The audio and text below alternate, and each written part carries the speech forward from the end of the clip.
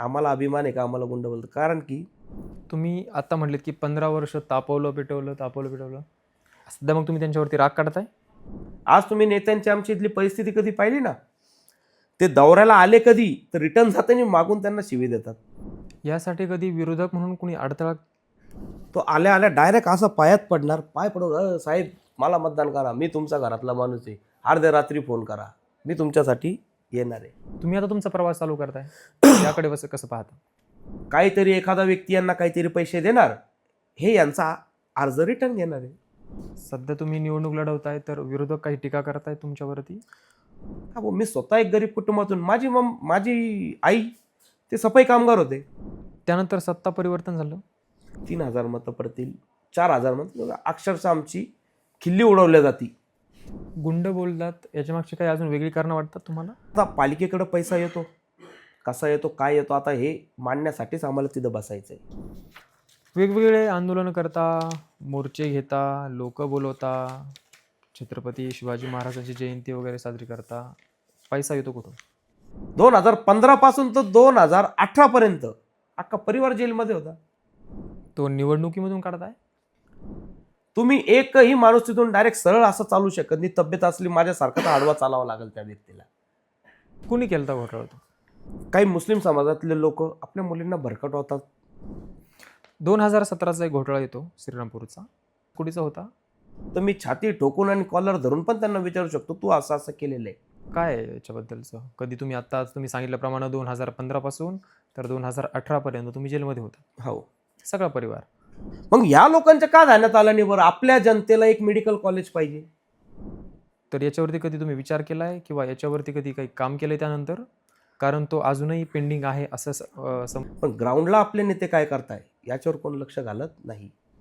आतापर्यंत झालेला सगळ्यात मोठा भ्रष्टाचार कुठला आहे, काही सांगू शकाल? 2 व्हीलरवर कधी निघाले ना, 1 किलोमीटर गेले की तुम्ही स्वतःचा चेहरा पाहिला स्वतःला ओळखू शकत नाही. एवढे मोठे मोठे खड्डे, का खड्ड्यात रस्ता आहे का रस्त्यात खड्डे हे समजत नाही.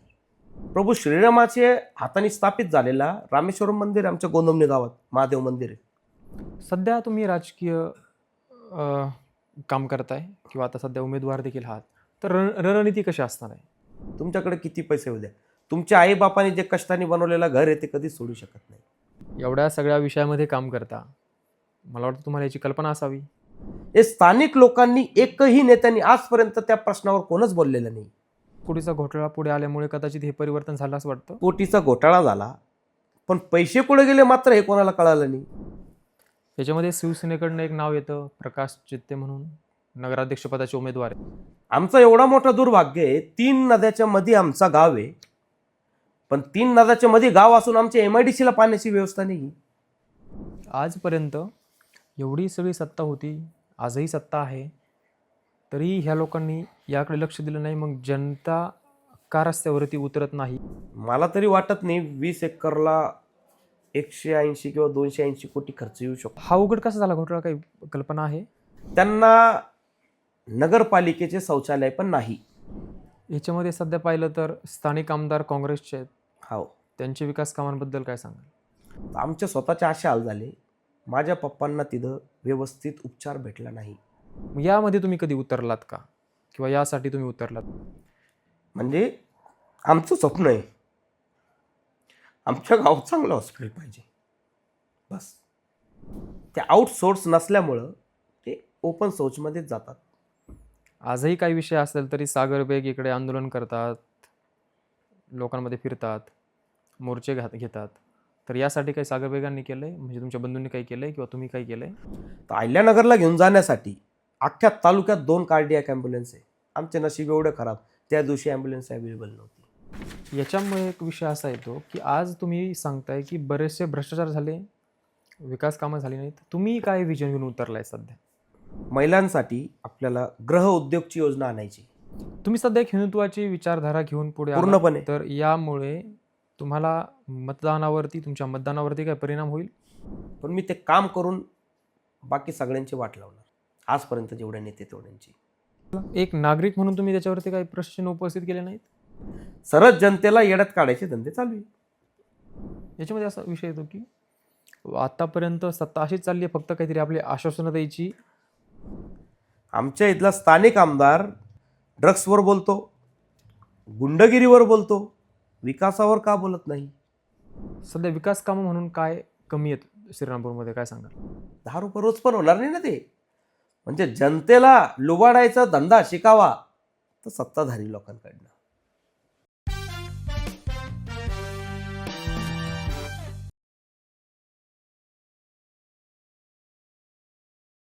नमस्कार, मी दीपक ढाकणे. स्वागत आहे तुमचं हॅशटॅग वैयक्तिक या चॅनलवरती. हॅशटॅग वैयक्तिकच्या माध्यमातून आतापर्यंत आपण वेगवेगळ्या क्षेत्रातील लोकांच्या मुलाखती घेतल्या आहेत. आपण सध्या स्थानिक स्वराज्य संस्था असेल किंवा महानगरपालिकेच्या निवडणुकी चालू आहेत, नगर परिषदेच्या निवडणुकी चालू आहेत. आपण यावरती आज श्रीरामपूर या ठिकाणी आलो आहे. आपल्याबरोबरती आज खास पाहुणे आहेत, जे आकाश बेग आहेत, जे श्रीराम संघटना जी आहे, श्रीराम संघाचे संस्थापक अध्यक्ष, त्यांचे बंधू देखील आपल्या सगळ्यांच्या परिचित आहेत. त्यांचा परिचय फार काही करू देण्याची आवश्यकता मला नाही वाटत आहे, कारण सगळ्या श्रीरामपूरमध्ये असतील किंवा महाराष्ट्रभर त्यांनी काम केलं आहे. स्वतः हे उतरून हिंदुत्वाचं काम केलं आहे, विकास कामांवरती देखील मोठ्या प्रमाणात काम केलं आहे, लोकांमध्ये जाऊन काम केलं आहे. आज ते कुठले मुद्दे घेऊन श्रीरामपूरमध्ये उतरत आहेत? कारण श्रीरामपूर या ठिकाणी गेली 40 वर्षापासून जी सत्ता आहे ती एकाच ठिकाणी एका पक्षाकडे आहे. 2017मध्ये देखील थोडीशी एका ठिकाणी गेली आहे, पण तो देखील पक्ष सध्या महाविकास आघाडीकडे येतो. हे कुठल्या विकास कामाचे मुद्दे आहेत किंवा आजपर्यंत श्रीरामपूरमध्ये काय काय घटना घडल्या आहेत किंवा श्रीरामपूरचं पुढचं भविष्य, पुढचं विजन, पुढचे कामं काय असणार आहेत ते आपण त्यांच्याकडून जाणून घेऊ. तर आपल्याबरोबर ती असणारे आकाशजी बैग आहेत. सर नमस्कार. नमस्कार. तुम्ही आजपर्यंत कुठलीही निवडणूक लढवली नाही. नाही. आजपर्यंत तुम्ही पाहिलं तर बऱ्यापैकी संघटनेची कामं केली, त्याचबरोबर ती हिंदुत्वाचं काम केलं आणि लोकांना जी काही गरज लागेल स्थानिक पातळीवरती किंवा बाकी ठिकाणी ती कामं केलीत. 100%. मग आज का वाटलं की मी ही निवडणूक लढवली पाहिजे? यामागची काय कारणं आहेत? कारण तुमच्या बंधूंनी, सागर बेग यांनी विधानसभा लढवली, ती अपक्ष लढवली. त्यावेळी देखील तुम्ही चर्चेमध्ये नव्हतात. असं देखील समजलं गेलं की तुम्ही शेवटपर्यंत तुमचा फॉर्म, तुमचा अर्ज भरला गेला नाही. अचानक काय झालं आणि तुम्हाला या रिंगणात, या निवडणुकीच्या रिंगणामध्ये उतरावं लागलं?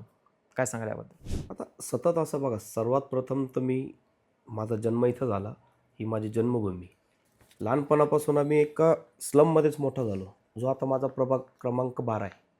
त्याच एरियात मी मोठा झालो लहानपणापासून. तर तिथं प्रत्यक्षात असं बघितलं की जो कोणी नेता असतो आपल्याकडं आला कधी मत मागायला, येताना तो आल्या पहिले आपले पाय पडतो. मग तो हे विचार करत नाही का याची कास्ट कोणची, हा कोण.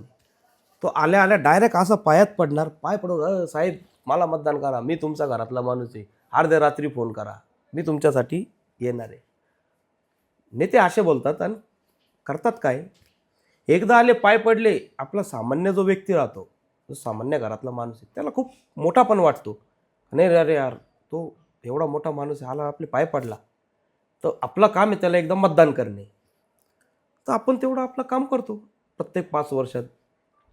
तर आमच्या इथं जनता पण तीच काम करते, पण सतत जनतासोबत खिलवाड करतात राजनेते. काम तर कधीच करत नाही. माझ्या एरियात आजही कधी तुम्ही कॅमेरा घेऊन फिरले कधी, तर अक्षरशः 5 मिनटं पण तुम्ही तिथं फिरू शकत नाही. का? सांडपाणीची व्यवस्था नाही.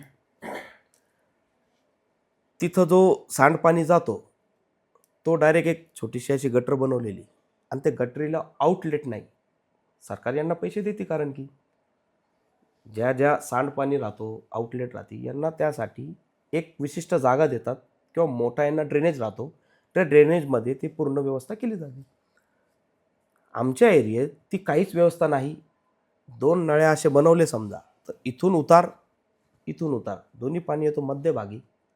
त्या पाण्यामुळं काय होतं, तिथं पूर्ण घाण, मच्छर, गरीब लोकांना डेंग्यूचा त्रास होणे, आणि काही लोकांची अक्षरशः अशी परिस्थिती राहते त्यांना इलाज करायला पण पैसे नाही. म्हणजे आपण विचार करतो का भारत खूप मोठा होतोय, 100% मोठा होतोय, पण ग्राउंडला आपले नेते काय करताय याच्यावर कोण लक्ष घालत नाही. ते झाल्यानंतर आता आमच्या इथं स्थानिक पालिकेचं एक हॉस्पिटल होता. 10-15 वर्षापूर्वी तो हॉस्पिटल नगरपालिकेच्या एक्झॅक्ट मागं होतं, नगर परिषदच्या आपल्या. तर त्या काळातले जे सत्ताधारी नेते, त्यांनी सिटीचा हॉस्पिटल श्रीरामपूर सिटीच्या बाहेर पट्ट्यात टाकला म्हणजे इथून आता तो हॉस्पिटल असेल कमीत कमी 6 किलोमीटर 6-7 किलोमीटर, तर सामान्य व्यक्ती तिथपर्यंत पोहोचू शकत नाही. तुम्हाला जायचं आहे तर स्वतःच्या गाडीत जावं लागेल किंवा तुम्हाला एखाद्या ॲप्पे रिक्षामध्ये जावं लागेल. ती पण ॲप्पे रिक्षा तुम्हाला तिथपर्यंत सोडत नाही. तुम्हाला त्याच्या 700-800 मीटर अलीकडं सोडणार, तिथून तुम्हाला पायी त्या हॉस्पिटलला जायचं आहे. समजा एखादा व्यक्ती आजारी तिथपर्यंत तो पोहोचू शकत नाही ना. तुम्ही श्रीरामपूर सिटीतला हॉस्पिटल त्या कोपऱ्यात नेऊन टाकला, ठीक आहे टाकला, पण तिथं ती व्यवस्थाच नाही ना तुमची. तुम्ही समजा त्या हॉस्पिटलला कधी गेले, तुम्हाला ती व्यवस्था भेटणारच नाही. वेळेवर तिथं पाहिजे त्या प्रकारचा डॉक्टर तिथे अवेलेबल नाही. म्हणजे श्रीरामपूर नगर परिषद ही का सामान्य नाही ना, ब गटाची आमची नगर परिषद आहे आणि पाहिजे तेवढा महसूल जमा होतो इथं आमच्या नगर परिषदमध्ये. 34 नगरसेवक लोकांची परिषद आहे. तुम्ही विचार करा कर किती जमा होणार आहे. आणि 3 नद्याच्या मधला आमचा गाव गरीब नाही ना. काही एखादा बोलतो नाही नाही थोडं मागासलेला भाग आहे, पाणी वगैरे नाही आहे, तर 3 नद्याच्या मध्ये सर्व गुण संपन्न इथं आमचा शेतकरी वर्ग. एवढं असून पण आणि नेत्यांना तर महत्वाचं खिशातून पैसे काढायचे नाही. मग लोणी सारख्या ग्रामपंचायत आहे, लोणी ग्रामपंचायत आहे, लोणी सारख्या ठिकाणी मोठा मेडिकल कॉलेज असू शकतो. श्रीरामपूर सारख्या तालुक्याच्या ठिकाणी का असू शकत नाही बरं? जे सत्ताधारी इथं आमदार होते मागच्या, आता माझं वय 34 आहे, जेवढं मला कळतंय 20 वर्षापासून मला सगळं कळायला लागलं, तर जे सत्ताधारी आमदार होते या लोकांनी आजपर्यंत याचा विचार का नाही केला? त्यांचा पण जन्म श्रीरामपूरमध्येच झाला ना. 25 वर्षापासून सत्ता भोगतलेले ज्याच्या सत्ताधारी आमदार होते, आज समजा त्यांच्या फॅमिलीतले लोक त्यांचा वारसा पुढे चालवत आहे श्रीरामपूर तालुक्यात, राजकीय वारसा. मग या लोकांच्या का ध्यानात आलं नाही बरं? आपल्या जनतेला एक मेडिकल कॉलेज पाहिजे. सामान्य आज तुम्ही समजा एखाद्या महिलेची डिलिव्हरी कधी असली तर श्रीरामपूरमध्ये तुम्ही त्याला प्रायव्हेट हॉस्पिटलमध्ये कधी घेऊन गेले, तुम्हाला खोटं बोलत नाही, त्यातला बिल होतो सिझरचा 50,000 रुपयापेक्षा खाली होत नाही. जो व्यक्ती गौंडी काम करतोय, गौंडीच्या हाताखाली बिगारी काम करतोय, त्याला पगार 500 रुपये रोजचा आहे. त्या 500 रुपये रोजमध्ये तो काय काय करणार आहे? स्वतः खाणार, घरच्यांना खाऊ घालणार, किंवा अशा परिस्थितीमध्ये त्याच्या घराचं हॉस्पिटल करणार? मला सांगा बरं तुम्ही. तर इथून ज्या वेळेस असं काय असलं तर इथून लोक लोणीला जातात. का जातात? का तिथं सुविधा आहे. लोणी इथून आहे 23, 24, 25 किलोमीटर. 25 किलोमीटर श्रीरामपूरवरनं तुम्हाला लोणी जायचं आहे. एक तर तुम्ही गरीब, तुमची काही व्यवस्था नाही, आणि ज्या एरियात तुम्ही राहतात त्या एरियात तुमची गाडी जाऊ शकत नाही, तुम्हाला पायी जावं लागेल, ते पण एका कोपऱ्याने तुम्हाला पायी चालावं लागतं.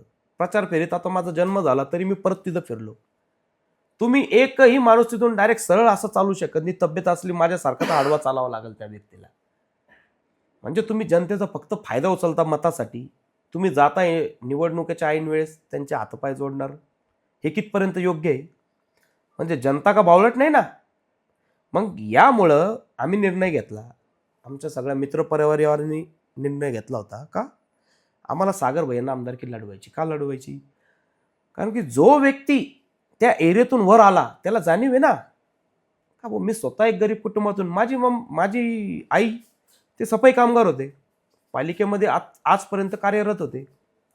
2017ला त्यांनी रिटायरमेंट घेतली वयानुसार त्यांच्या. तर माझी मम्मी स्वतः झाडू कामगार आहे. मी स्वतः एक गरीब कुटुंबातून आहे. आज आम्ही त्या परिस्थितीतून आलो म्हणून त्या परिस्थितीची आम्हाला जाणीव आहे. पण जो व्यक्ती बंगल्यामध्ये मोठा झाला, तुम्ही त्याला कसं काय बोलणार आहे? तो 5 वर्षातून एकदाच येणार तुमच्याकडे हातपाय जोडायला, आणि एकदा याला आला निवडून गेला तुम्हाला पाहणार नाही तो.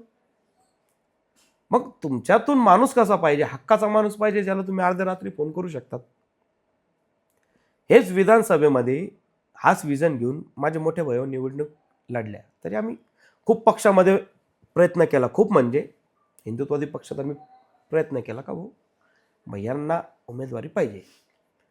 पण आता पक्षावाल्यांना इथल्या काही स्थानिक लोकांनी बोला किंवा काही नेत्यांनी रिपोर्ट वेगळा दिला का भाऊ हा व्यक्ती या तालुक्यात चालू शकत नाही, आणि वेगळी चर्चा राहायची. काहीतरी 48-50 हजार मतं पडली. हो, तर काही लोकांची अशी चर्चा राहायची, म्हणजे वरती असं कळवण्यात आलं का भाऊ 3,000 मतं पडतील, 4,000 मतं, अक्षरशः आमची खिल्ली उडवल्या जाती का भाऊ नाही नाही हे यांना काय काढणार आहे, एवढे एवढे मतं घेतील किंवा काहीतरी एखादा व्यक्ती यांना काहीतरी पैसे देणार, हे यांचा अर्ज रिटर्न घेणार आहे, अशी पण अफवा आमची केली का भाऊ वरतून काहीतरी पैसे भेटतील, एखादा उमेदवार यांना पैसे देणार, मग हे यांचं फॉर्म रिटर्न घेतील, अशी आमची चर्चा करण्यात आली. पण एकमेव असा अपक्ष उमेदवार आहे, मी बोलतो तुम्हाला पूर्ण महाराष्ट्रात नव्हे अख्ख्या भारतात, ज्या व्यक्तीचा एकही राजकीय वारसा नाही, कोणत्या ग्रामपंचायतमध्ये एक सदस्य नाही, कोणत्याही निवडणुकीचा आम्हाला अंदाज नाही, तरी त्या व्यक्तीने फक्त आणि फक्त हिंदुत्वाच्या जीवावर 47,800 मतदान मिळवले. आम्हाला एकही स्टार प्रचारक नाही, कोणत्या पक्षातून आम्हाला गायडन्स नाही का तुम्ही अशा पद्धतीने काम करा. आम्ही घरातून निघाले, छत्रपती शिवरायांचा आशीर्वाद घ्यायचा, मारुती मंदिरात जाऊन जय बजरंगबली बोलायचं, प्रचाराला निघायचं. आमच्या पाठीची छत्रपती शिवराय बजरंगबलीचा आशीर्वाद होता. आम्हाला जनतेने डोक्यावर उचलून एवढा मतदान केलाय. आणि मतदान करणारा वर्ग पूर्णपणे शिक्षित वर्ग होता. कारण की आता अपक्ष बोलल्यावर आम्हाला चिन्ह भेटला भाला फेकणारी मुलगी. आता सगळ्यात महत्त्वाचा, अपक्ष उमेदवार ज्यावेळेस आपण असतो तर चिन्ह पोचवायला तुम्हाला खूप दिवस जातात, आम्हाला 12 दिवस भेटले फक्त. 12 दिवसात आम्ही चिन्ह पोचवला. 12 दिवसात आमच्या सगळ्या मित्रपरिवारांनी दिवस आणि रात्र एक करून, एवढं कष्ट करून आमच्या लोकांना एवढं मतदान मिळून दिलं. आणि आम्ही त्यांची ऋणी. आयुष्यभर आम्ही ठरवलंय काम करणार, जनतेसाठी करणार. कारण की वैयक्तिक स्वार्थ घेऊन जगणार किती दिवस आहे आपण. आज तुम्ही नेत्यांची आमची इथली परिस्थिती कधी पाहिली ना, ते दौऱ्याला आले कधी तर रिटर्न जाताना मागून त्यांना शिवी देतात, अशा इथल्या नेत्यांची परिस्थिती. कारण की 5 वर्षातून तुम्ही एकदा तोंड दाखवणार आहे, तुम्हाला पब्लिक तुमची जागा दाखवणार. तुम्ही आता तुमचा प्रवास चालू करताय, याकडे कसं पाहता? माझा प्रवास चालू आहे. नाही, राजकीय प्रवास, पहिली निवडणूक लढवतो. तर याच्यात असं आहे बघा, आमचं मूळ काम म्हणजे महिला सुरक्षा. सगळ्यात पहिला मुद्दा आमचा महिला सुरक्षा, महिलांना रोजगार. कारण की आता पालिकेकडे पैसा येतो, कसा येतो, काय येतो, आता हे मांडण्यासाठीच आम्हाला तिथं बसायचं आहे. कारण की एवढा येतो यांच्याकडं, मग जातो कसा, उत्तर तर कधी देत नाही. माहितीच्या अधिकारात तुम्ही काही मागितलं त्याला पण तुम्हाला 30 दिवस थांबायचं आहे. आणि त्याच्यात पण ते बोलतात उत्तर त्यांना द्यायचं असेल तर ते देतात, नाही द्यायचं नाही देतात. नाही बोलतात नाही हे आमच्या ह्याच्यात नाही, तुम्ही कलेक्टर साहेबांना अर्ज करा किंवा तुम्ही जिल्हा परिषदमध्ये जाऊन तिथे अर्ज करा. तर याच्यात काय होतं, पूर्णपणे आपल्या पब्लिकची पूर्ण फसवणूक होती. आणि जनतेला तुम्हाला सांगतो, काय बोर्ड मीटिंग त्यांची होणार आहे पालिकेमध्ये, ते नॉर्मल जनतेला काही कळणार नाही ना. समजा मी पण एक सामान्य व्यक्ती आहे, तर तिथं काय मीटिंगमध्ये बोलता येते मला पूर्णपणे कधी माहिती भेटणार नाही. हे मी मेंबर बोलून अधिकृत त्यांच्याकडे गेलो तर मी छाती ठोकून आणि कॉलर धरून पण त्यांना विचारू शकतो, तू असं असं केलेलं आहे, हा पैसा आमच्या सामान्य जनतेचा आहे, या पैशाचा वापर जनतेचाच व्हायला पाहिजे, हे आपण छाती ठोकून त्यांना बोलू शकतो. यासाठी कधी विरोधक म्हणून कोणी अडथळा? विरोधक बोलल्यावर आता राजकारण आहे, राजकारणात प्रत्येक व्यक्ती विरोधक होतो आपला. तुमचं काम कधी चांगलं आहे तर मग जे स्थानिक नेते ते विरोधातच जाणार आहे, पण त्याची काही काळजी करायची नाही. कारण की महत्त्वाचं ती जनता आहे, जनताला सगळं माहिती. सध्या तुम्ही निवडणूक लढवताय तर विरोधक काही टीका करताय तुमच्यावरती? हा, काही करतात, गुंड बोलतात. आणि काय कारण अभिमान आहे आहे, त्याची? आम्हाला अभिमान आहे का आम्हाला गुंड बोलतात. कारण की आमच्या एखाद्या आया बहिणीवर, महिलांवर एखादा व्यक्ती येऊन काही कृत्य करणार, तिला छेडणार, तर आम्ही तर त्याला सुट्टी देणार नाही ना. आणि त्यासाठी समजा रस्त्यावर उचलून आम्ही एखाद्या व्यक्तीला अभद्रपणे बोलतो तर आम्ही गुंड कसे झालो? आम्ही व्यक्तिगत तर निघत नाही, व्यक्तिगत तर आम्ही कोणावर टीका करत नाही, कोणत्या समाजावर टीका करत नाही. पण ज्या समाजातून मुलगा त्याच्यावर अत्याचार करतोय, त्या ज्या समाजातला व्यक्ती तिला बोलतोय, आम्ही तिच्यावर तर बोलणारच ना. एक समाज म्हणजे तुम्ही म्हणजे विशिष्ट म्हणजे काय आहे, काही मुस्लिम समाजातले लोक आपल्या मुलींना भरकटवतात, लव्ह जिहादचा विषय होतो, तर आम्ही 100% त्यांच्या विरोधात प्रखरपणे भूमिका मांडतो. आणि आमचा हक्क आहे. आमच्या समजा धर्मावर आलं तर आम्ही बोलणार ना. गुंड बोलतात याच्या मागची काही अजून वेगळी कारणं वाटतात तुम्हाला? कारण असं आहे का, हा जो आमचा प्रवास चालू झाला, राजकारणात समजा सक्रिय व्हायचं किंवा जनतेसाठी काहीतरी काम करायचं, तर सुरुवातीला स्थानिक ज्यावेळेस ते नेते होते त्यांचं असं होतं, तुम्ही काम करताय तर मग आमच्यातर्फे करा, कधी नाही केलं तुम्हाला उचलले पोलीस स्टेशनमध्ये टाकलं, जेलमध्ये. त्यावेळेस नेते म्हणजे कोणते? काँग्रेसची सत्ता होती, काँग्रेसचे सत्ताधारी नेते. एका माणसावर 100 गुन्हे, म्हणजे 100 गुन्हे होतात कसे? म्हणजे या लोकांनी फक्त कोर्टाचे चक्रा मारणे. तुम्ही कामात उतरले तर तुम्हाला कष्ट द्यायचं. पण त्या नेत्यांना हे माहीत नाही, ज्या नेत्यांनी कष्ट दिला, म्हणजे थोडक्यात तुम्ही एखाद्या लोखंडाला जेवढं तापवणार, जेवढं त्याला पिटणार, तेवढा तो लोहा मजबूत होतो. 15 वर्ष या लोकांनी तेच केलं, तापवलं पिटलं. पण आज अशी परिस्थिती, जनतेने त्यांना त्यांची जागा दाखवली. आज जनता सक्षम आहे, आपल्या बाजूने आहे. म्हणूनच माझ्या मोठे बंधूंना एवढं विधानसभेला मतदान भेटलं. हेच समजा आमचं काम कधी गुंडच राहिले असते, सगळंच केलं असतं, एवढं मतदान गुंडांना होतो का? तुम्ही आता म्हटलेत की 15 वर्ष तापवलं पिटवलं. सध्या मग तुम्ही त्यांच्यावरती राग काढताय? राग काढायचा असं का, आम्ही सख्खे 3 भाऊ, मामाचे आमचे काही मुलं, सगळे धरून आम्ही 8-9 भाऊ लोक होतो. तर एक किस्सा घडला, एक आरोप होता. काय होता आरोप? एक मर्डरचा आरोप होता 2015 मध्ये. आरोप असा होता का भाऊ, काही लोक आले, म्हणजे थोडक्यात आमचे नावं घेऊन ह्या लोकांनी अशा ठिकाणी जाऊन अशा व्यक्तीला मारले. तर तो व्यक्ती ओरिजिनल जो वारला होता तो ॲक्सिडेंटमध्ये वारलेला. ही हायकोर्टाची ऑर्डर आहे, म्हणजे हायकोर्टातून ऑर्डर. ॲक्सिडेंट, PM मध्ये ॲक्सिडेंट. का एखादा व्यक्ती रस्त्याने चालतोय, त्याला एका गाडीने धक्का दिला, त्या व्यक्तीचा तिथं मृत्यू झाला. तो मृत्यू झाला तिसराचा, दाखवला चौथा. आणि त्याचा हायकोर्टातून ऑर्डर येऊन पण, हायकोर्टातून ऑर्डर होती का या व्यक्तीचा ॲक्सिडेंटमध्ये मृत्यू झालेला आहे. खाली प्रशासनाने दाखल केली 302, म्हणजे मर्डरचा गुन्हा. मग 302 दाखल केल्यानंतर मग सगळ्यात पहिले तर आम्ही सख्खे 3 भाऊ, मी, माझे दोन्ही मोठे बंधू, मग माझ्या मामाचे अख्खे पोरं, माझे सख्खे दाजी, ते ज्यावेळेस नगरपालिकेत कामाला होते, त्यांचं नाव त्याच्यात टाकला. अख्खा परिवार आमचा त्या केसमध्ये. नेमकं आपण राजनेत्यांचं केलं काय होतं का, पूर्ण परिवाराला जेलमध्ये टाकून दिलं. 2015 पासून तर 2018 पर्यंत अख्खा परिवार जेलमध्ये होता. मग आपण यांच्यावर रोष काढणार नाही का? आणि कोर्टावर आम्हाला भरोसा होता, त्यांनी आम्हाला न्याय दिला. नाशिकमध्ये आमची त्या केसची निर्दोष मुक्तता झाली. मग आता आम्ही राजनेत्यांवर राग नाही काढावा तर मग कोणावर काढावा? तो निवडणुकीमधून काढताय?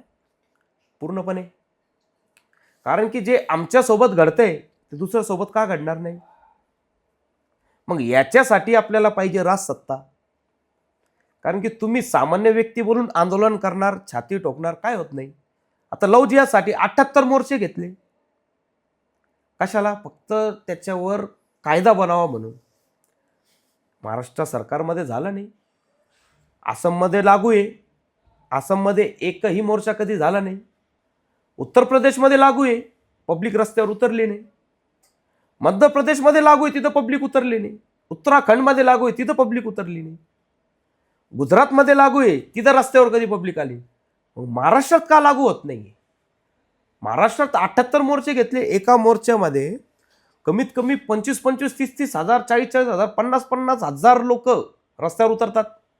अहिल्यानगर जिल्ह्यातल्या 7 तालुक्यात ते सभा घेतल्या. त्याच्यात एक सभा आमची श्रीरामपूरची, 25,000 लोक आहे. पण याच्यावर का होत नाही? तर आमच्या डोक्यात एकच आहे, बदलाव व्हायला पाहिजे. मग तो कोणत्याही पक्षाने करू, आम्हाला काय अडचण नाही, कोणीही असो, पण बदलाव व्हायला पाहिजे ना. तुम्ही हिंदुत्ववादी बोलून आले तर हिंदुत्ववादी लोकांचं काम करायला पाहिजे. 2017चा एक घोटाळा येतो श्रीरामपूरचा. कुठचा होता? हा अंडरग्राऊंड ड्रेनेजचा. ड्रेनेजचा. काय आहे याच्याबद्दलचं? कधी तुम्ही आता तुम्ही सांगितल्याप्रमाणे 2015 पासून तर 2018 पर्यंत तुम्ही जेलमध्ये होता, हो. सगळा परिवार. तर याच्यावरती कधी तुम्ही विचार केलाय किंवा याच्यावरती कधी काही काम केलंय त्यानंतर? कारण तो अजूनही पेंडिंग आहे असं समजलं जातं किंवा आता असं त्याच्यात दाखवलं जातं. आपण माहिती मागितली होती ना पालिकेकडनं. तर प्रशासनाचं असं म्हणणं आहे का ते हायकोर्टात चालू आहे, तर आम्ही याच्यात काही बोलू शकत नाही. ओके. त्यांचं असं म्हणतं हायकोर्टात चालू आहे. कुणी केलं होता घोटाळा तो? आता त्याच्यात स्थानिक आपले आता नगराध्यक्ष पदाचे उमेदवार आहे करंजी ससाने बोलून. तर आरोप त्यांच्या आईवर होता. त्यावेळेसचे ते 2016च्या अगोदरचे नगराध्यक्ष होते. त्यावेळेस त्यांच्या आईवर तो आरोप होता. तुम्ही त्याच्याकडे कसं पाहता? आरोप होता म्हणजे की सत्य आहे? कारण राजकारणी बोलून का नाही ॲज अ तुम्ही आज एक तुम्ही राजकारणी म्हणून आज आहात, सामान्य पण नागरिक या बोलून? सामान्य नागरिक म्हणून तुम्ही मतदार देखील हा, आहात. सामान्य नागरिक बोलून मी एकच बोलू शकतो का भाऊ, जो आरोप त्यांच्यावर आहे त्याच्यावर आजपर्यंत निर्णय का घेतला गेला नाही? कारण की आरोप आहे ना, तुम्ही डायरेक्ट आरोपी कोणाला बोलू शकत नाही. मग त्यांच्यावर तो आरोप आहे तर त्याच्यावर निर्णय का घेतला नाही आजपर्यंत? ही जनतेचा सवाल येतो, म्हणजे जनतेने विचारायला पाहिजे. आम्ही तो विचारतोच, पण श्रीरामपूरची जनता विसरून गेली. आता निवडणूक आली, निवडणुकीत आम्ही तर कॉर्नर सभेतून बोलणार आहे. तर माझी इच्छा आहे बाकी जेवढे उमेदवार आहे त्यांनी पण ते विचारायला पाहिजे. कारण की सामान्य जनतेला कळणार कसं? कोटीचा घोटाळा होतो, घोटाळा होतो ते जाऊ द्या, झाला. कोटी निधी आला कसा? कोटीचा निधी आल्यानंतर कोटीचे कामं अंडरग्राऊंड गटरी अंतर्गत ते झाले. त्यावेळी सत्ता कोणाची होती? काँग्रेस. भाजप, नाही, काँग्रेस? भाजप नाही. भाजप इथं आजपर्यंत कधी आले नाही. नाही नाही, वरती राज्यामध्ये सत्ता कोणाची होती? राज्यामध्ये त्यावेळेस होती मोदी सरकार, म्हणजे त्यांच्या काळात सरकार आली, पण स्थानिकला ते नाही ना. स्थानिकला समजा तुम्ही नगराध्यक्ष कधी आहात तर निर्णय तुमच्या हातात आहे. त्यानंतर सत्ता परिवर्तन झालं. त्यानंतर राष्ट्रवादी गटाला नगराध्यक्ष पद गेला 2016ला. कुठचा घोटाळा पुढे आल्यामुळे कदाचित हे परिवर्तन झालं असं वाटतं. नाही नाही, 150 कोटी 2017ला ओपन झाला. तो ओपन झाला 2017मध्ये. 16मध्ये सत्ता परिवर्तन झालंय. हो. 2016मध्ये सत्ता परिवर्तन झालं आणि 17मध्ये तो ओपन झाला. तो म्हणजे थोडक्यात असं झालं असेल असं मला वाटतं का जे राष्ट्रवादी करून नगराध्यक्ष आले त्यांनी काहीतरी करप्शन काढलं असेल, त्याच्यातून हा घोटाळा ओपन झाला. पण सगळ्यात महत्त्वाचं हे कोटीचा घोटाळा झाला, पण पैसे कुठे गेले मात्र हे कोणाला कळालं नाही. कोटी नॉट अ जोक. आज 150 तुम्ही कोटी. एवढ्या सगळ्या विषयामध्ये काम करता, मला वाटतं तुम्हाला याची कल्पना असावी. कल्पना अशी आहे का ते तुम्हाला मी स्पष्ट सांगितलं. कोर्टात चालू आहे बोलल्यावर तुम्ही कोर्टात बोलणार काय? नाही नाही, कोर्ट आपल्याला माहितीच्या अधिकारात काहीच देणार नाही. पैसे गेले कुठं? आता हे ठरवणार कोर्ट. आणि पैसे गेले कुठं? आपली जनता तर सक्षम आहे, जनताने ते विचारायला पाहिजे त्यांना. हा उघड कसा झाला घोटाळा, काही कल्पना आहे? नाही, पूर्णपणे मला माहिती नाही, पण ओपन व्हायचं म्हणजे आता काही तुम्ही आता माझ्या घरातून इथून बाहेर जरी निघाले ना, तुम्हाला गटर दिसल एवढा छोटा पाईप आहे त्याच्यात प्लॅस्टिकचा. म्हणजे सरकार करून यांना मोठा पाईप आलेला होता, काहीतरी POC पाईप चांगल्या क्वालिटीचा. यांनी त्याच्यात एवढा छोटासा पाईप टाकलेला आहे. चेंबर बनवलं, चेंबरला खर्च किती असेल? 5-6 हजार रुपयाचं चेंबर बनलेलं आहे. माझ्या गाडीच्या टायरनी पण ते तुटलं आहे. इकडं पुढंच आहे, तुम्हाला आता दाखवू शकतो मी. आणि त्याला आउटलेट कुठंच नाही. रस्ते खोदले अंडरग्राऊंड गटरच्या नावाखाली, पूर्ण रस्ते खोदले, त्याच्या खाली गटर बनवली, रस्ते हाय तसेच राहिले. मग यांनी विचार केला दुसरी सत्ता येईल तर ते रस्ते बनवू. दुसरी सत्तेत त्यांचा सीट पडला, रस्ते का झाले नाही. आता तुम्ही श्रीरामपुरात आले तर तुम्हाला कळालं असेल किती आमचं गाव काय बोलतात त्याला, विकासात आहे एकदम. गटाची नगर परिषद आहे आमची. याच्यामध्ये सध्या पाहिलं तर स्थानिक आमदार काँग्रेसचे आहेत. हो. त्यांच्या विकास कामांबद्दल काय सांगाल? आमदार म्हणून. आमदार बोलून विकास कामं बोलल्यावर आता 1 वर्ष झाला आमदार बनले, आणि तुम्ही 2 व्हीलरवर कधी निघाले तर तुम्ही स्वतःला ओळखणार नाही का आमच्या गावात? 2 व्हीलरवर कधी निघाले ना, 1 किलोमीटर गेले की तुम्ही स्वतःचा चेहरा पाहिला स्वतःला ओळखू शकत नाही. एवढे मोठे मोठे खड्डे, का खड्ड्यात रस्ता आहे का रस्त्यात खड्डे हे समजत नाही आपल्या इथं.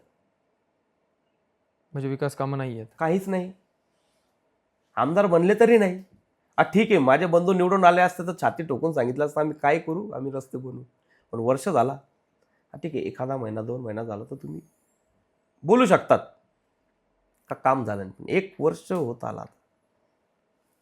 याच्यामध्ये शिवसेनेकडनं एक नाव येतं, प्रकाश चित्ते म्हणून नगराध्यक्षपदाचे उमेदवार आहेत. हो, कसा प्रभाव आहे? पक्षश्रेष्ठींनी त्यांना नगराध्यक्ष बोलून दायित्व दिलं आहे. त्यांचा प्रभाव कसा आहे? प्रभाव आता पक्ष आहे तर मग पक्षाच्या हिशोबाने प्रभाव व्यवस्थित आहे. सध्या तुम्ही राजकीय काम करताय किंवा आता सध्या उमेदवार देखील आहात, तर रणनीती कशी असणार आहे?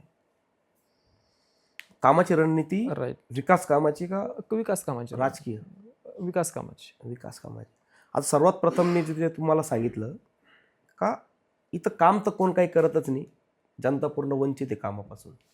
तर मुळात जे आपल्या इथं गरीब जनता आहे, कारण की मला जो भाग भेटला तो 70% स्लम आहे, म्हणजे तो सगळ्याच विकासापासून वंचित आहे, पूर्णपणे विकासापासून वंचित आहे. त्यांना नगरपालिकेचे शौचालय पण नाही. अरे वा. नगरपालिकेचे शौचालय त्यांना नाही. मग त्या बिचाऱ्यांना जशी जागा भेटली ते ओपनमध्ये स्वच्छ करतात. ते आजही करतात. याची कधी तक्रार म्हणून तुम्ही? आता जे PM आवासमधून ते आलते शौचालय, काही लोकांनी बनवले पण बनवल्यानंतर त्यांना आउटसोर्सच त्या शौचालयाला नाही आहे. जसं मी तुम्हाला बोललो, गटारी बनल्या पण त्यांना आउटसोर्स नाही. त्या आउटसोर्स नसल्यामुळं ते ओपन शौचमध्येच जातात. आजही काही विषय असेल तरी सागर बेग इकडे आंदोलन करतात, लोकांमध्ये फिरतात, मोर्चे घेतात. तर यासाठी काही सागर बेगांनी केलंय, म्हणजे तुमच्या बंधूंनी काही केलंय किंवा तुम्ही काही केलंय? आपण विधानसभेत सगळे काही प्रश्न मांडायला लावले स्थानिकला. पण ज्या आपण मोर्चात गेलो यांनी विरोध केला, काही माहितीच्या अधिकारात माहिती पण मागितली, पण पाहिजे तशी कारवाई त्याच्यात होत नाही.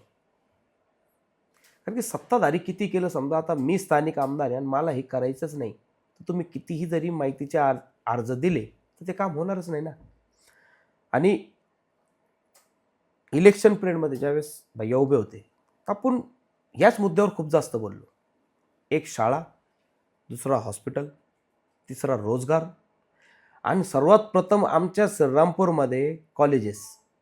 पूर्ण तालुक्यात फक्त 3च कॉलेज आहे. तालुक्याच्या ठिकाणी कॉलेज नाही आम्हाला.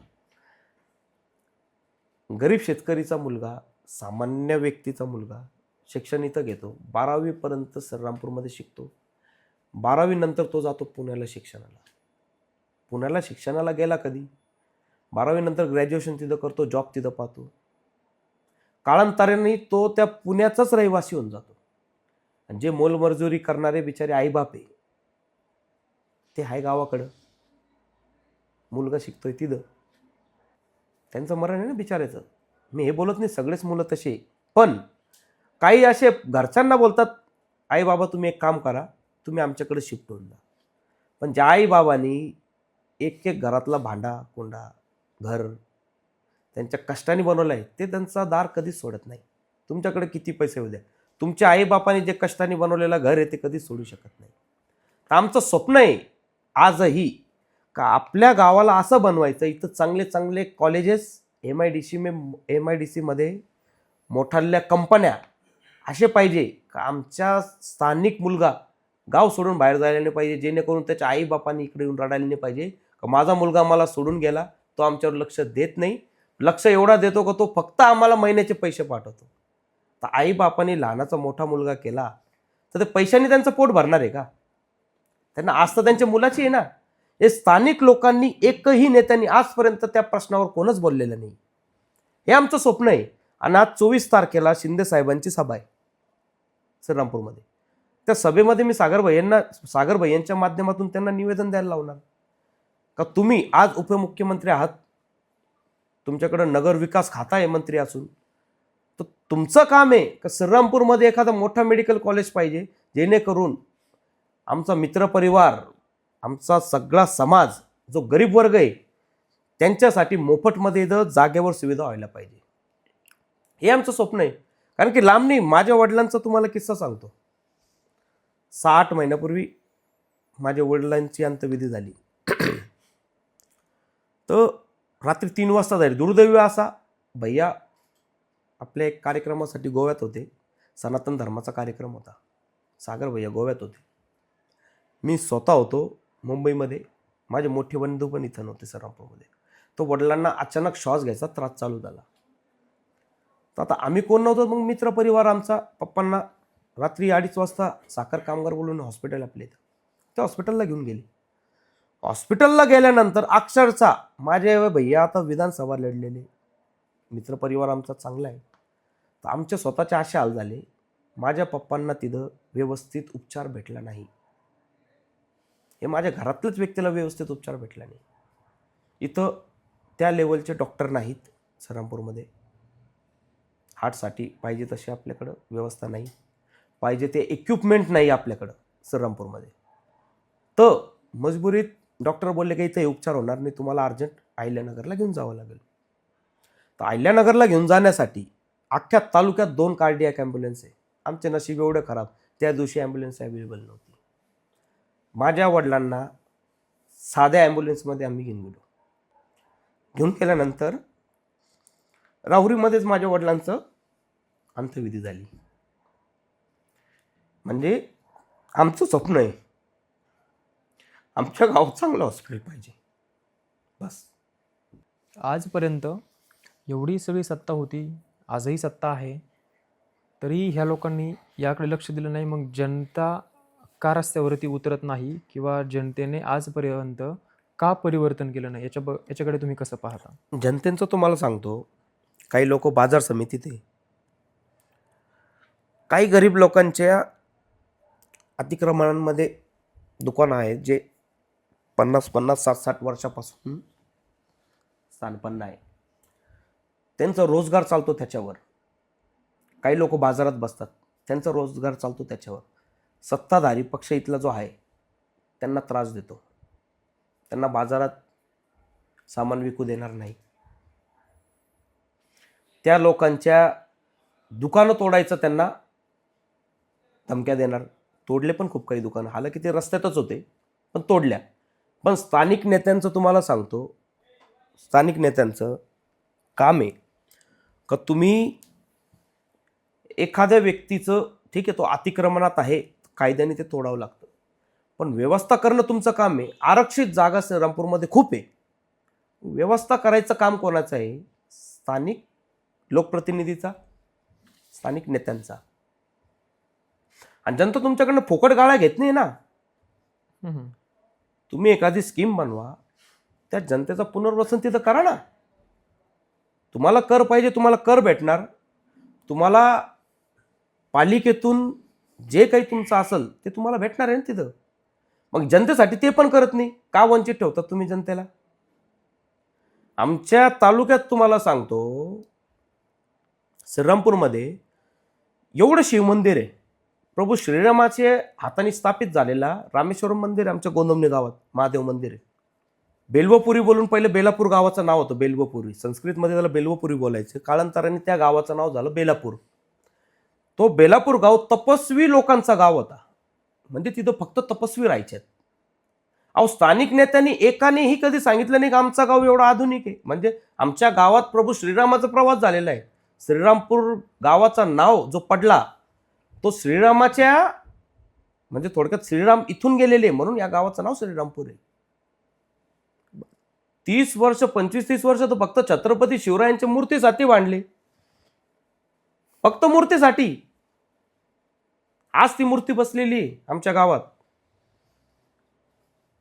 आणि आमच्या तालुक्यात अडबंगनाथ बोलून एक ठाणं आहे. त्या अडबंगनाथला ज्या वेळेस भरत मिलाप झालता, म्हणजे थोडक्यात प्रभू श्रीरामाचा भगवान भरताचा मिलन झालता, ते त्या मंदिरात झालेलं आहे. ती शिला तिथं आज पण आहे. त्या शिलेवर बसून ते दोघं रडले होते भाऊ, एकमेकाच्या गळ्यात मिळून. आज पण त्याचं हे आहे. पण नेत्यांनी कधीच सांगितलं नाही.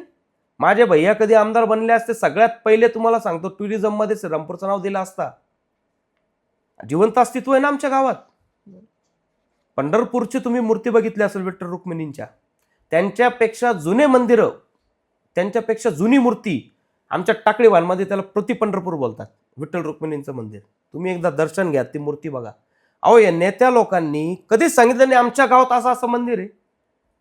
माझ्या भावासारखा व्यक्ती, एक सामान्य व्यक्ती कधी आमदार बनला असता, मोठ्या मोठ्या मंत्र्यांना आम्ही सांगितलं असतं, हाती ठोकून आम्ही सांगितलं असतं की आमच्या गावात एवढं एवढं जुनं मंदिर आहे, पांडवकालीन मंदिर आहे आमच्या इथं, 5,000-5,500 वर्ष जुनं मंदिर आहे विठ्ठल रुक्मिणींचा. पण काम कोणाचं? नेत्यांचं आहे ना. आता शिर्डीला कधी दर्शनाला आले तर एक रामेश्वरम मंदिर कोलारमध्ये प्रभू श्रीरामाच्या हाताने स्थापित झालेलं, तिथं पब्लिक येते, श्रीरामपूरमध्ये येतच नाही. तुम्ही बघा, चारी बाजून तोडलेला गाव आहे आमचा. आमचं एवढा मोठा दुर्भाग्य आहे, 3 नद्याच्या मध्ये आमचा गाव आहे, पण 3 नद्याच्या मध्ये गाव असून आमच्या MIDC ला पाण्याची व्यवस्था नाही. आणि मोठा प्लॅन्ट इथं आणायचा ठरला कधी तर त्यांना मग बिजलीची व्यवस्था नाही. म्हणजे थोडक्यात असं आहे, तुम्हाला सांगतो, जसं खालच्या पट्ट्यात थोडक्यात मराठवाड्यात समजा नाहीये पाणी, व्यवस्था नाही, म्हणून तिथं काहीतरी आपल्या लोकांची परिस्थिती व्यवस्थित नाहीये. पण हा गाव तर आमचं सर्वगुण संपन्न आहे ना, त्याचं काय? म्हणजे तुम्हाला असं म्हणायचं आहे, ही लोक सत्ता परिवर्तन करत नाहीयेत, कारण पूर्णपणे इथं इंडस्ट्रील कधी आली तर सरकारचं लक्ष जाणार नाही या गावामध्ये. मोठ्या मोठ्या इंडस्ट्रील कधी आल्या, मोठ्या मोठ्या प्लॅन्ट कधी आल्या तर सरकारचं या गावावर लक्ष जाणार. मग स्थानिक नेत्यांना निवडून देणार कोण? जो काम करेल त्यालाच निवडून देणार आहे जनता. स्थानिकांना व्हॅल्यू राहणार का? म्हणजे स्थानिक लोक सध्या एक विषय बनवून ठेवतायत, विकास जर केला किंवा लोक देखील घाबरत आहेत, जर आपण यांना निवडून दिलं नाही तर आपलं पुढचं दुकानं जातील किंवा बाकी व्यवसाय ठप्प होतील किंवा आपल्यालाही त्रास देतील, असं भीती आहेत लोकांमध्ये. मग यामध्ये तुम्ही कधी उतरलात का, किंवा यासाठी तुम्ही उतरलात का? हा, मग मोर्चा काढला आम्ही, पालिकेसमोर बसलो आम्ही. ठीक आहे, जे रस्त्यांमध्ये होते ते तुम्ही तोडलं, ते कायद्याने तोडायलाच पाहिजे, पण जे नाही थोडाफार त्यांना आधार द्या. आम्ही पालिकेसमोर 1,000-1,500 लोक घेऊन मोर्चा केला. CO साहेबांना सांगितलं, प्राण साहेबांना सांगितलं, आमचे पालकमंत्री राधाकृष्ण विखे साहेब, त्यांना सत्य परिस्थिती सांगितली. तेवढं पुरतं ते स्थगित झालं. म्हणजे काही दुकानं तोडल्या तर काही वाचले. तुम्ही सध्या एक हिंदुत्वाची विचारधारा घेऊन पुढे आलात, पूर्णपणे. तर यामुळे तुम्हाला मतदानावरती, तुमच्या मतदानावरती काय परिणाम होईल? परिणाम झाला तरी आपल्याला अडचण नाही ना, झाला तरी आपल्याला काही फरक पडत नाही. आपला जो हेतू आहे आपण ते सोडणार नाही, आणि जनतेवर विश्वास आहे, त्यांना काय करायचं ते 2 तारखेला दाखवतील. आतापर्यंत झालेला सगळ्यात मोठा भ्रष्टाचार कुठला आहे, काही सांगू शकाल? श्रीरामपूरमध्ये श्रीरामपूरमध्ये अनेक झालेले आहेत. सांगा. 2011 ते 15 मध्ये तलाव आहे आमचा जो गावाचा, त्याला प्लॅस्टिक कोटिंग करायचं टेंडर होता. एक्झॅक्ट मला वर्ष माहिती नाही, पण 11 ते 15 मध्ये ते आहे. म्हणजे साधारणतः तो तलाव असेल, अंदाजे बोलतो तुम्हाला, 5 ते 10 एकरचा तलाव असू शकतो. म्हणजे तो श्रीरामपूरच्या जनतेच्या पिण्याच्या पाण्याचा. पहिले कोटिंगला एक टेंडर निघाला, काहीतरी 100 कोटीचा असेल. नंतर त्याच टेंडरला रिटेंडर करण्यात आला का हा लीक होतोय, त्यासाठी रिटेंडर करण्यात आला. परत 180 कोटी साधारणतः तिथं परत निधी आणण्यात गेला त्याच तलावासाठी. ती कोटिंग झाली. म्हणजे मला तरी वाटत नाही 20 एकरला 180 किंवा 280 कोटी खर्च येऊ शकतो असं मला वाटतं. 280 कोटी त्यांनी हे घेतला, तलाव झाला. आता सध्यालाच काहीतरी 150 कोटीचा परत एक बाजूला तलाव आहे, त्या तलावामध्ये काम चालू झालेलं आहे आज. आणि त्याच तलावाच्या म्हणजे मेन पाण्याची जी लाईन आहे प्यायची, ज्या लाईनमधून पूर्ण तालुक्यात श्रीरामपूर सिटीला पाणी जातो, प्यायचं गोड पाणी, तिथं वार्ड नंबर 2 बोलून एक परिसर आहे आपल्या इथं.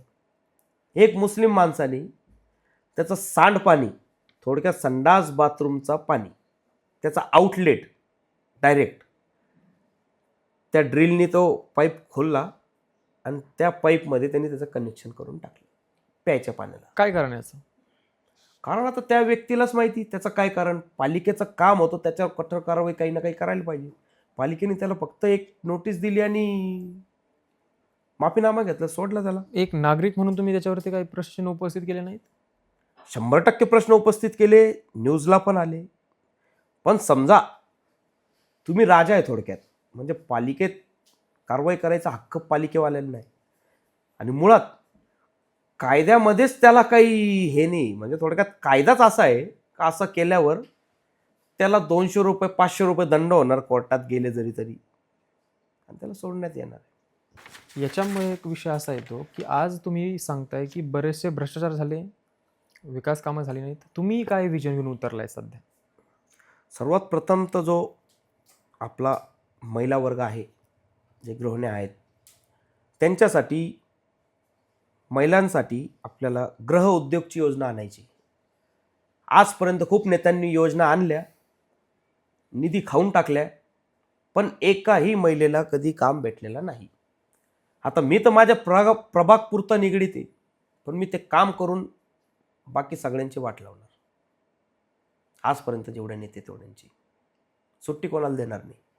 सामान्य जनतेचा पैसा, टॅक्स भरणारे जनतेचा पैसा, घरपट्टी भरणारे, नळपट्टी भरणारे जनतेचा पैसा वाया जाऊ देणार नाही. महिलांसाठी गृह उद्योग पाहिजे, कारण की जो मला भाग आहे तिथं कोणतीही महिला शिक्षित नाही, सगळे हातावरचे लोक आहे. नवरा कामाला गेला तर घरची महिला बिचारी एखाद्याच्या घरात जाऊन धुणं भांडं करते. त्यांचा गुजारा जसा चालतं तसा गुजारा करतात ते. याच्यामध्ये असा विषय येतो की आतापर्यंत सत्ता अशीच चालली आहे, फक्त काहीतरी आपली आश्वासनं द्यायची.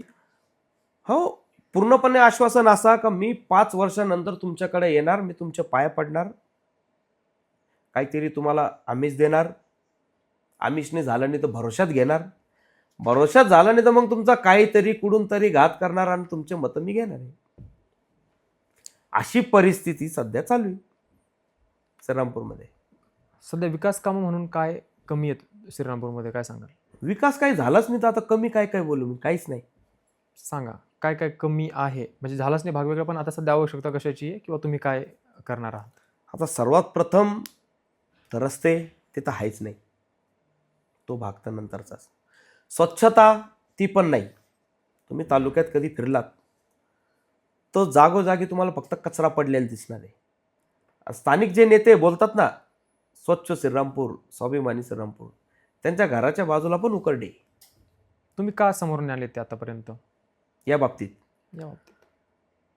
आम्ही पालिकेत सतत सांगितलेले, जे आपले संपर्कवाले अधिकारी आहेत त्यांना सांगतो. पण समजा टेंडरच्या नावाखाली तुमच्या गाड्या 100 आहे किंवा 50 आहे टेंडर कचऱ्याचा, आणि त्या नावाखाली समजा तुमची 100-50 गाड्या आहे आणि प्रत्यक्षात चालताय 4-5 गाड्या, त्या अधिकारी काय करणार आहे? अधिकारी काय बोलणार आहे? भाऊ आमच्याकडे तर 4च गाड्या आहे, तरी आम्ही पाठवतो. पूर्ण 4 गाड्या 90,000 लोकांपर्यंत पोहोचणार कसे? कामवाल्यांची ड्युटी पण आहे. मग जो टेंडर घेतो, स्थानिक लोकांची काहीतरी कटिंग, त्यांची काहीतरी मिळतं जुळतं काहीतरी असेल, ते गाड्या दाखवायचेच नाही. पेमेंट तर पूर्ण पालिकेतून काढायचा. सरळ जनतेला येड्यात काढायचे धंदे चालू आहे.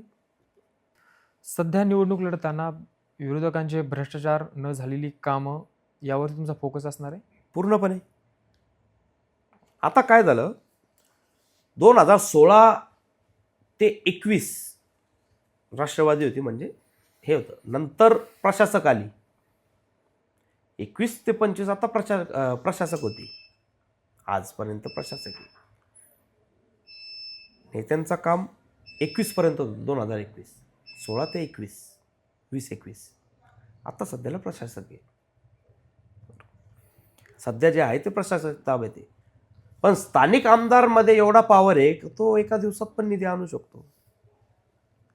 आमच्या इथला स्थानिक आमदार ड्रग्सवर बोलतो, गुंडगिरीवर बोलतो, विकासावर का बोलत नाही? गुंडगिरी यांना दिसती, ड्रग्स दिसतो. आता मागे एक प्रकरण घडला होता श्रीरामपूर तालुक्यात. आणि स्थानिक आमदारांनी ते मांडला होता विधान भवनात का 11 ते 12 कोटीचा ड्रग्स पकडण्यात आला श्रीरामपूर तालुक्यात. नेमकं काय चालू आहे तर मांडलं होतं ते एकदम योग्य आहे. त्याच्या पुढे यांनी काही प्रोसेसच केली नाही. तुम्ही आमदार आहे, उपोषणला बसा. 11-12 कोटीचा ड्रग्स श्रीरामपुरात भेटतोय तर त्याच्या तळापर्यंत जावं. तो आला कसा, कोणाकडे आला, ज्याच्या फॅक्टरीमध्ये धरला त्याच्यावर कारवाई केली का, त्यांनी कुठून आणलं, तपास काही नाही, शून्य, गायब पूर्ण. याच्या मागची काही खेळी, काही याच्यावरती पाठपुरावा केला तुम्ही नंतर? पाठपुरावा केला पण पूर्णपणे आपल्याला काही अपडेट कळत नाही ना. प्रशासन सगळं दाबून टाकते आणि आपल्याला पाठपुरावा म्हणजे पूर्ण आपल्याला लिंक राहिली असते तर मग आपण तर छाती ठोकून ओपन केलं असतं. पण स्थानिक नेत्यांचं पण काम आहे ना. आता आपण तो कोणत्या पक्षावर, आपण कोणत्या पदावर नाही आणि आता पालिकेनंतर आपण अधिकृत होणार आहे. मग आपल्या ताकद आहे त्यांना छाती ठोकून विचारायची का हे तू चुकीचं करतोय, तेवढं करावं लागेल तुम्हाला. आणि तुम्ही हे करत नाही आम्ही वरती जाऊन सांगू काय सांगायचं ते पक्षश्रेष्ठीला. निवडणुकींमध्ये मतविक्री होते. 1000, 2000, 3000, 5000 रुपयाला मत विकलं जातं. 100%. याकडे आपण कसं पाहता? सरळ जनतेला येड्यात काढायचे धंदे. तुम्ही उमेदवार आहात, सरळ जनतेला येड्यात काढायचे धंदे का बाबा मी 1000 देतो, मी 2000 देतो, 5 देतो. काय आहे? जनता गरीब आहे. जसं मी तुम्हाला सांगितलं, एखादा व्यक्ती 500 रुपये रोज कमवतो, त्याला दिले तर तो काय खुशी खुशीमध्ये मतदान करतो. अरे नाही मला आजचा खर्च, मला तो आजचा विचार करतो. का करतो? रोजगारच नाही ना, करणार काय? विचार तर आजचा करणार आहे. पण त्या बिचाऱ्या गरीब जनतेला हे माहिती नाही की आपल्याला 1000 मध्ये 5 वर्ष येड्यात काढतात. तुम्ही टॅली केली कधी तर 10 रुपये रोज पण होत नाही. ते 10 रुपये रोज पण होणार नाही ना. ते म्हणजे जनतेला लुबाडायचा धंदा शिकावा तर सत्ताधारी लोकांकडनं. आत्ता जर निवडणुकीमध्ये तसा प्रकार झाला तर काय कराल आपण? आम्ही विधानसभेच्या वेळेस असा प्रकार घडलेला होता. मग आपल्या संघटनेच्या पोरांनी योग्य उत्तर त्यांना दिलं होता. यावेळेस पण योग्य उत्तर देऊ. काय दिलं तर योग्य उत्तर? त्यांना ज्या भाषेत समजेल त्या भाषेत, त्यावेळेस जी परिस्थिती असेल त्या परिस्थितीनुसार त्यांना उत्तर देऊ.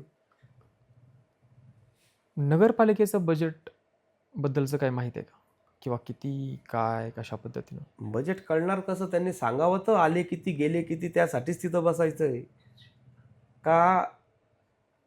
हा जो प्रकार घडतो आता, जसं मी तुम्हाला बोललो, तलाव होते 180 कोटी, अंडरग्राऊंड गटर ड्रेनेज 150 कोटी, तर याच्यावरनं अंदाज लावा किती असेल बजेट पालिकेचं. ब गटाची आपली परिषद आहे. वेगवेगळे आंदोलन करता, मोर्चे घेता, लोक बोलवता, छत्रपती शिवाजी महाराजांची जयंती वगैरे साजरी करता, पैसा येतो कुठून? सामान्य आपला मित्र परिवार जेवढा आहे आणि काही व्यापारी वर्ग आहे तो मदत करतो. घेता की देतात? नाही नाही नाही नाही, देतात आपल्याला. काही व्यापारी वर्ग जे मनाने, ज्या व्यक्तीची जी इच्छा असेल तो, आणि बाकी स्वखर्चात आपण सगळं काही करतो. आणि आमचे काही व्यापारी मित्रवर्ग आहे, माझा वैयक्तिक मित्रपरिवार आहे. मग आम्ही 10-15 आमचे मित्र आहे, आम्ही बसून नियोजन करतो.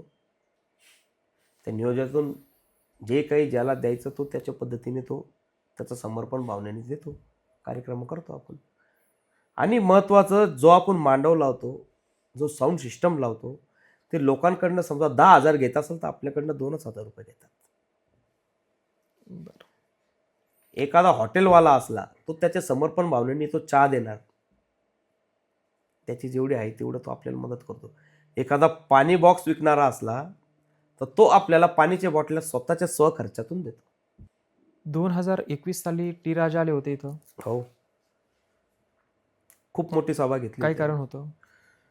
सर्वात मूळ प्रथम छत्रपती शिवाजी महाराजाची मूर्तीची स्थापना, आणि दुसरं जे अहमदनगर नाव होतं पहिले आपल्या जिल्ह्याचा, अहिल्यानगर, त्याच्या नामकरण करून त्याचा अहिल्यानगर व्हावा यासाठी सगळ्यात पहिली एवढी भव्य दिव्य सभा सागरभाई यांच्या नेतृत्वाखाली आम्ही श्रीरामपूरमध्ये घेतली होती. त्या सभेनंतर एकनाथजी शिंदे त्यावेळेस मुख्यमंत्री होते. खूप न्यूजला ती व्हायरल झाली. ती राजा भैयाची MLNची ती बाईट. तर मग शिंदे साहेबांनी चौंडी येथे 15 ते 20 दिवसानंतर जाहीर केलं, अहमदनगर नाही तर अहिल्यादेवी नगर म्हणा. हे अधिकृत त्यांनी जाहीर केलं आणि शिंदे साहेबांनी त्या जिल्ह्याचं नाव बदलून अहिल्यादेवी नगर केलं. हे काय, तुमची पब्लिकचा हा पॉवर राहतो. तुम्ही एकदा उतरले तर मग उतरले. पण तरीही आपल्या इथं गौ हत्याबंदी कायदा आला नाही.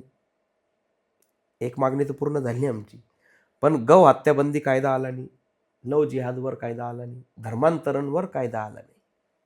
आता जेव्हा येणार आहे शिंदे साहेब आता 24 तारखेला श्रीरामपूरमध्ये, आम्ही प्रयत्न करू हे सगळं बोलायचं. महायुती झाली नाही श्रीरामपूरमध्ये, याच्या मागची काही कारणं वाटतात? काही स्थानिक नेत्यांचे व्यक्तिगत हेवे दावे असतील, कारण की आम्ही तर आत्ता पक्षात आलो, आम्ही कोणत्या पक्षात नव्हतो. पहिल्यांदा आम्ही शिंदे सेनेत आलो आहे. पण आमची इच्छा अशी आहे का तिन्ही पक्ष मिळून एकच उमेदवार पाहिजे होता. ही आमची मनातून इच्छा होती. सगळ्यांनी विचारात बसून एक उमेदवार ठरवायला पाहिजे होता. याच्यामुळे काही तोटा होईल? होऊ शकतो. हिंदू मत विभाजन होतं ना. काँग्रेसची वोट बँक पक्की, हिंदू मतांचं विभाजन होतं. बऱ्याच विषयावरती गप्पा मारल्यात, बरेच विषय सांगितलेत. तुमची पहिली पॉडकास्ट असेल माझ्या पहिल्यांदा बोलतोय. माझ्या माहितीप्रमाणे हो, म्हटलं. पहिल्यांदा बोलतोय. मतदारांना आजच्या याच्यातून काय आव्हान कराल? या गप्पांच्या माध्यमातून मतदारांना काय आव्हान कराल? कारण एक युवा नेतृत्व, पहिली निवडणूक, तिची पहिली पॉडकास्ट आहे म्हणून. मी सर्वप्रथम मतदारांना एकच सांगणार आहे का जो कोणी नेता, म्हणजे इथंच बोलत नाही तर पूर्णपणे महाराष्ट्रात बोलतो, जो कोणी नेता तुमच्या लोकांना संध्याकाळी फोन करून बोलत असेल का इकडे या, तुमची दारूची व्यवस्था करतो, तुमची मटणाची व्यवस्था करतो, त्याच्या आश्वासनावर बळी पडू नका. कारण की इलेक्शन 8-10 दिवस राहतो. 10 दिवसात निर्व्यसनी व्यक्ती पण व्यसनी होतो आणि फ्रीची दारू एवढी पाजतात त्याला, एवढी पाजतात का तो व्यसनाधीन जातो. आणि 10 दिवसानंतर इलेक्शन संपला, व्यक्ती निवडून आला नाही आला तो भाग नंतरचा आहे. पण जो व्यक्ती त्या व्यसनाच्या अधीन गेला तो त्याच्यातून आयुष्यात कधी बाहेर निघत नाही. नुकसान कोणाचं? घरात त्या व्यक्तीला लहान मुलगी असली किंवा घरातला तो प्रमुख आहे, आईबापाला सांभाळणारा एकच व्यक्ती आहे, आईबापाला तो पण माणूस राहत नाही. तर माझं मतदारांना एकच म्हणणं आहे, तुम्ही मतदान करा, आपल्या मर्जीने करा, योग्य व्यक्तीला करा. कधी मी अयोग्य आहे तर तुम्ही मला पण मतदान करू नका, आणि कधी मी योग्य आहे तर तुम्ही मला मतदान करायलाच पाहिजे. नक्कीच. तुम्ही देखील वेळ दिलात आजच्या या चर्चेसाठी. प्रचार चालू आहे, हो, वेगवेगळे विषय घेऊन उतरला आहेत. गेली 40 वर्षापासूनची सत्ता असलेला पक्ष एकीकडे आणि मला वाटतं तुम्ही एकीकडे असाल. एकीकडे पूर्णपणे. तुम्ही जरी नगराध्यक्ष नसाल तरीही सेनेकडनं तुम्ही एक नगरसेवकाची जबाबदारी पार पाडताय. तुम्ही काम खूप वर्षापासून करताय. याच्यामध्ये तुमचे सोशल मीडियावरती देखील आम्ही पाहतो. बरोबर. हिंदुत्वाचं कार्य आहे, बाकी हिंदुत्व कार्यासाठी तुम्ही काम करताय, जनतेमध्ये उतरून काम करताय. तुम्हाला देखील मी पुढच्या वाटचालीसाठी शुभेच्छा देईल. तुम्ही इथे आला त्याबद्दल धन्यवाद देखील देईल. तर आपण आज जी चर्चा केली आहे, असणारे आकाश सर आहेत, वेगवेगळे विषय घेऊन उतरले आहेत. श्रीरामपूर हे शहर जर पाहिलं तर खरंच वेगवेगळे विषय यामध्ये आहेत, ते आपण याच्यामध्ये डिस्कस केलेत, जाणून घेतलेत. याच्यामागचं फक्त एक राजकारण म्हणता येणार नाही याच्यामध्ये. हा एक विषय घेऊन जो व्यक्ती समोर जातोय की या ठिकाणी विकास कामं कशा पद्धतीनं झाली पाहिजेत, ग्राउंड लेवलला नगरसेवक काम पाहतो. आजपर्यंत नगर परिषद जर पाहिली तर मोठा बजेट येतोय सांगितल्याप्रमाणे, पण खाली कामं झालेली नाही आहेत. याचे देखील कारण आहेत. हे सगळं सॉल्व करण्यासाठी मला तिथे जायचं आहे. बजेट कशा पद्धतीने येतं किंवा किती खालीपर्यंत जातं आहे, खरंच ते लोकांपर्यंत पोहोचतं आहे का, जिथपासून वरतून येतं आहे किंवा जनतेतून पैसा तिथपर्यंत जातो आहे, हे सगळे जनतेपर्यंत पुन्हा जात आहे का, ह्या सगळ्या गोष्टींची चर्चा एक युवा नेतृत्व असणार आहे. आजपर्यंत मी तर म्हणेल काम नगरसेवक आमदार या लेवलचं आहे ऑलरेडी. फक्त एका पदावरती असल्यावरती तिथल्या गोष्टी आपल्याला काम करता येईल, तिथल्या गोष्टीवरती चांगल्या पद्धतीनं काम करता येईल. एक वचक आपला असला पाहिजे या हेतूनं हा व्यक्ती तिथपर्यंत जातोय. तुम्हाला त्यांची मतं कशी वाटतात किंवा आजपर्यंत आपण जे काही पॉडकास्ट करतोय आमची देखील मतं, प्रश्न कशी वाटतात आम्हाला कमेंट्सच्या माध्यमातून नक्की कळवा. आणि तुम्ही देखील इथपर्यंत ही पॉडकास्ट पाहिली त्याबद्दल तुमचे देखील धन्यवाद देतो. आल्यात चॅनलवरती सबस्क्राईब करा आणि पुढचा एपिसोड कशा पद्धतीनं किंवा कोणाचा घ्यायचा आहे आम्हाला कमेंट्सच्या माध्यमातून नक्की कळवा. धन्यवाद.